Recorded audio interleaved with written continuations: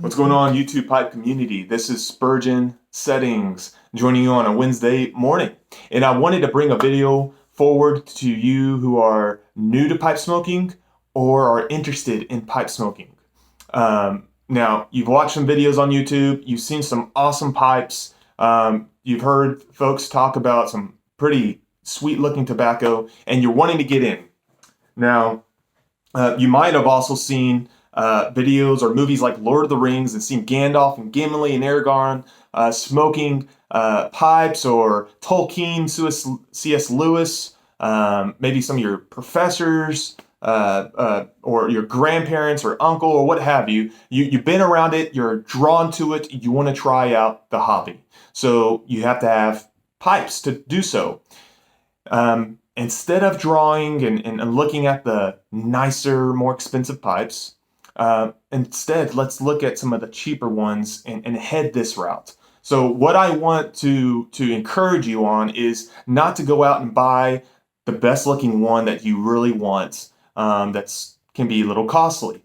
Instead, try out the hobby. And this pretty much goes for any hobby. You want to try it out before you throw your time and money into it and then realize, hey, I don't want to do this. I have a friend that him and I started at the same time of pipe smoking, and he was really interested in it.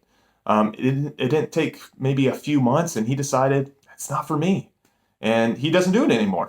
And so that's something you need to keep in mind: is don't jump in putting in 50, 60, $100 more than that into the hobby and find out you don't really want to do it. So we want to start small. So I want to give you three options for cheaper pipes that you can find and take advantage of. The first one, and I think everyone in the pipe community who's been in it for a while will recommend this, is corncob pipes. Corncob pipes are actually made out of corn cobs, if you do not know that. One of the largest and probably best makers of corncob pipes is Missouri Meerschaum, and they're based out of Missouri. They've been making them for 100 years, maybe 150 or something like that. You can buy corncob pipes for $5. And sometimes you find them at your tobacconist, your local pipe shop. You can definitely find them online. Corncob pipes smoke fine. They smoke great. They have merits. And I occasionally smoke one time to time. I don't smoke them as often anymore.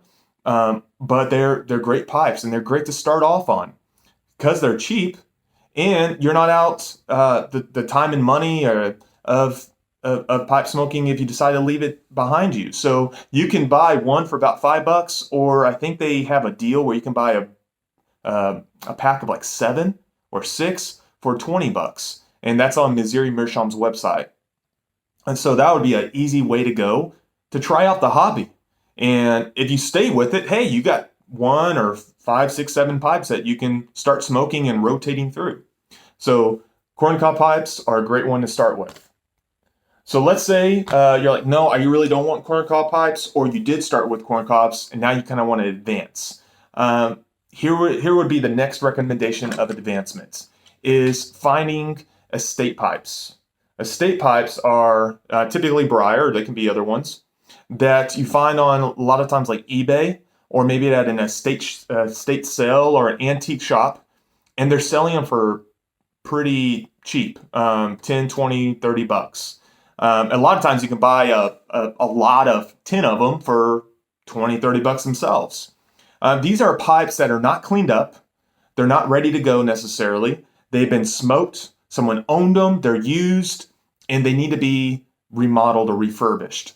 That's what you're buying with estate pipes.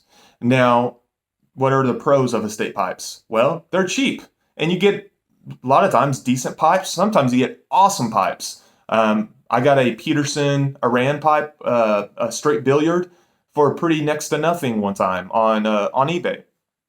What are the drawbacks though? And there is a drawback.